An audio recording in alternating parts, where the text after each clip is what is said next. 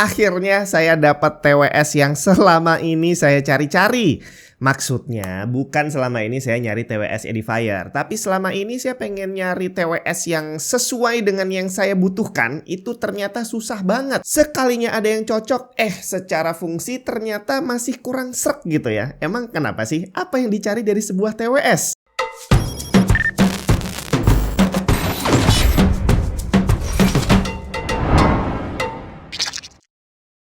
Saya ceritain dikit ya. Jadi ceritanya dari sejak Apple menghilangkan jack 3,5 mili dari iPhone di iPhone 7 waktu itu, otomatis para pengguna iPhone termasuk saya itu dipaksa untuk menggunakan headset Bluetooth. Emang kenapa kalau pakai Bluetooth? Ya nggak kenapa-kenapa harusnya. Secara kalau untuk kualitas audio memang udah banyak banget headset ataupun TWS sekarang yang pakai Bluetooth dan audionya bagus-bagus aja.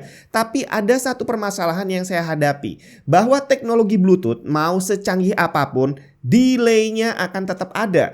Dan sejauh ini banyak headset dan TWS Bluetooth yang udah saya cobain ternyata delay-nya terlalu tinggi. Emang kenapa kalau delay-nya terlalu tinggi? Ntar saya ceritain, tapi yang pasti hari ini saya mau ngebahas ini nih, satu TWS dari Edifier, namanya adalah Edifier Neobuds Pro, dimana ini adalah TWS dengan harga termurah dan delay paling rendah yang pernah saya cobain. Saya hobi main game mobile, tapi bukan main shooter, bukan main balapan, bukan main PUBG. Jadi yang saya mainin itu adalah game music, bre.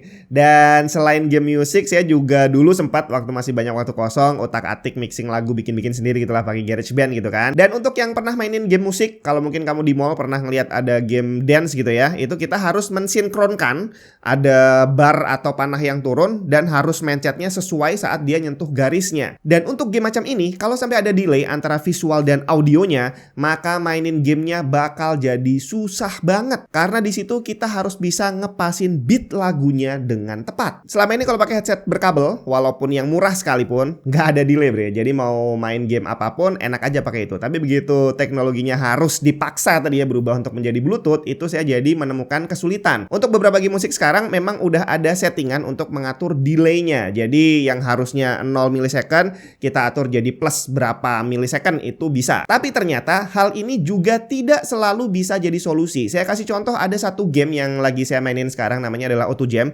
Itu di situ dia ngasih slider untuk ngatur delay. Di slidernya ini tertulis dia dalam second, tapi kalau dari feeling saya ini nggak mungkin 1 second gitu ya. Ini kayaknya sekitar 100 milisecond plus minus. Saya ada beberapa TWS dan headset Bluetooth yang ternyata delay-nya lebih dari 100 milisecond. Jadi dipakai main game ini udah nggak bisa, karena mau saya setting delay-nya sampai mentok, dia masih tetap ada. Terus untuk beberapa headset dan TWS Bluetooth lain yang udah pernah saya cobain, itu biasanya rata-rata dia mencatat delay sekitar 50-80 milisecond lah untuk settingan game Auto Jam dan juga Demo 2. Tapi begitu saya dapat Edifier Neobuds Pro ini, wah, langsung kaget, bre. Karena begitu saya set delay-nya, ternyata dia hanya mencatat angka sekitar 20-25 milisecond doang. Dan lebih mantapnya lagi, dia ada game mode juga, dimana kalau game mode-nya diaktifin, dia delay-nya jadi sedikit berkurang. Tapi berkurangnya nggak terlalu banyak sih, mungkin sekitar 5 milisecond kali ya, jadi nggak terlalu terasa. Tapi memang ada pengurangan delay-nya. Dan hebatnya lagi, teknologi Bluetooth yang dia pakai masih Bluetooth 5.0, belum yang terbaru. Dan harganya cuma sekitar 1,5 atau 1,6 jutaan doang. Jangan salah, kalau mau bilang ini mahal, saya kasih tahu dulu nih. Salah satu TWS yang sempat saya pakai untuk mainin game tadi dan ternyata nggak bisa dimainin karena setting delay-nya itu lebih dari 100 milisecond, harganya sekitar 700 ribuan kalau nggak salah. Jadi otomatis TWS 700 ribuan yang saya beli tadi itu sama sekali nggak bisa digunakan untuk mainin game yang saya mau. Jadi dibandingin ini, yang harganya lebih mahal tapi punya delay yang jauh lebih kecil, ini benar-benar lebih worth it untuk saya beli. Tapi tenang aja, Edifier Neobuds Pro ini bukan cuma punya delay, tapi kualitas secara keseluruhannya memang benar-benar luar biasa. Packingnya terlihat premium banget, di dalamnya ada charging case dan ada bonus banyak ear tips. Biasanya kalau beli TWS kita cuma dapat bonus ear tips 2 pasang kali ya. Di sini kita dapat 6 pasang tambahan yang ditata sangat rapi dengan warna yang berbeda. Dan ini adalah antibakterial ear tips. Dan warna ini ada adalah untuk mencegah kita salah ambil size kanan kiri karena tiap pasangnya punya warna yang sama. Kemudian kalau kita buka, di bawahnya kita dapat manual book, terus ada kabel USB-C untuk charging dan ada pouchnya. Mantep banget nih, soalnya charging case-nya mewah banget bre, jadi bakal sayang kalau sampai lecet-lecet. Desain charging case-nya keren banget, bentuknya nggak terlalu polos tapi juga nggak lebay. Dia menggunakan material plastik tapi di bagian tengah yang ada logo Edifier-nya ini dari plat metal. Kalau dibuka ada lampu merah cakep yang nyala, terus di dalamnya ada 2 buah earpiece dan di tengahnya ada tombol untuk pairing. Earpiece-nya juga terlihat sangat elegan dengan kombinasi material plastik dan metal. Dia punya 2 buah mikrofon di setiap earpiece-nya, di mana yang satu mengarah ke mulut sedangkan yang satu mengarah ke samping kepala. Mungkin ini yang berfungsi untuk menangkap ambient sound. Dia akan otomatis masuk ke pairing mode saat charging case-nya dibuka. Dan kalau udah selesai, dimasukin, ditutup, dia akan otomatis mati. Untuk slot penyimpanan earpiece-nya sudah menggunakan magnet, jadi saat disimpan dia nggak goyang-goyang. Edifier Neobuds Pro ini sudah menggunakan ANC dengan beberapa mode yang berbeda. By default, kalau kita tap 2 kali di earpiece kiri, dia akan berganti ke ambient mode dan ANC mode. Daya tahan baterainya diklaim mencapai 5 jam untuk earpiece dan 15 jam untuk charging case dengan ANC aktif. Dan bisa 6 jam untuk earpiece dan 18 jam charging case dengan ANC off. Untuk charging time-nya sendiri cuma 1 jam baik untuk earpiece maupun untuk charging case. Nah, sekarang untuk kualitas audionya. Kalau kamu perhatiin, itu di packingnya di bagian atas itu ada logo Hi-Res Audio. Apaan tuh Hi-Res Audio? Memangnya dia bisa menampilkan 4K? Bukan cuma 4K bre, tapi sampai 96K Hz. Terus di bawah logo Hi-Res tadi ada logo CES Innovation Award 2022. Ini yang cakep karena Edifier Neobuds Pro ini adalah salah satu pemenang award tadi dan dia adalah TWS ANC pertama di dunia yang tersertifikasi Hi-Res Audio. Nah, sedikit saya bahas tentang kualitas audio. Jadi zaman dulu itu yang dijadikan standar sebagai tolok ukur kualitas itu adalah CD audio. Jadi satu buah CD dengan kapasitas 700 mega itu kalau diisi CD audio yang biasa kita beli di toko itu paling cuma muat sekitar 10 atau 12 lagu doang. Padahal 700 mega loh.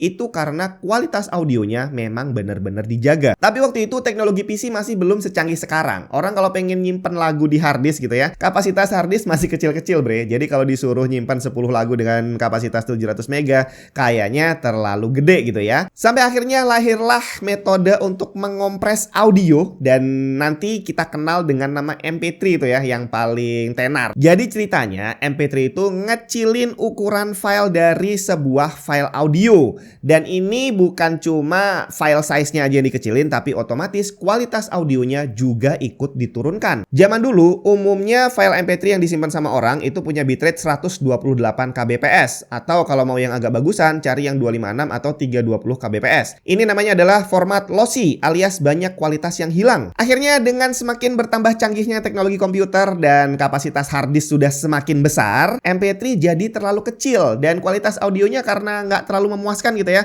Akhirnya banyak orang yang mulai mencoba menyimpan file audio dengan size yang agak gedean dikit. Akhirnya mulailah rame satu format yang namanya adalah lossless. Lossless ini punya bitrate tinggi mencapai 1411 kbps dengan sampling rate 44,1 kHz.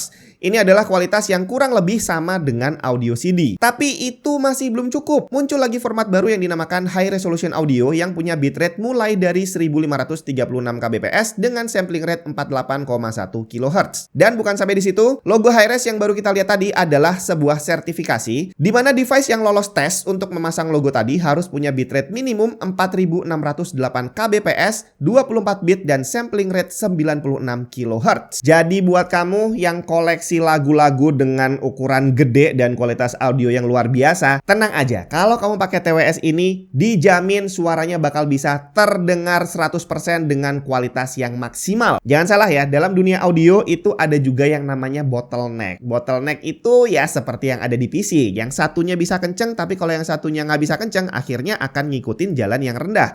Jadi walaupun kamu punya file audio yang bitrate-nya ribuan, kalau ternyata headset atau TWS kamu cuma bisa menampilkan ratusan, otomatis bitrate-nya akan turun. Yang terdengar di telinga kamu akan jadi audio yang kurang bagus. Jadi ceritanya waktu TWS ini, saya tes untuk dengerin lagu-lagu yang biasa saya pakai untuk ngetes TWS gitu ya. Itu ternyata bassnya emang bener-bener terasa mantep banget. Jadi tendangannya itu wah, nonjoknya mantep lah ya. Dan dia bukan cuma bukan cuma tendangannya, tapi dia nggak terlalu lebay gitu di telinga. Jadi lebih kayak soft atau kalau orang bilang warm kali ya. Dan itu pun bukan dia berarti dominan bassnya doang, karena ternyata suara vokalnya juga masih terdengar dengan jelas dan treble-nya pun juga terdengar jernih banget. Dan salah satu yang bikin saya takjub, ini jarang banget saya temui untuk ngetes headset yang biasaan gitu ya.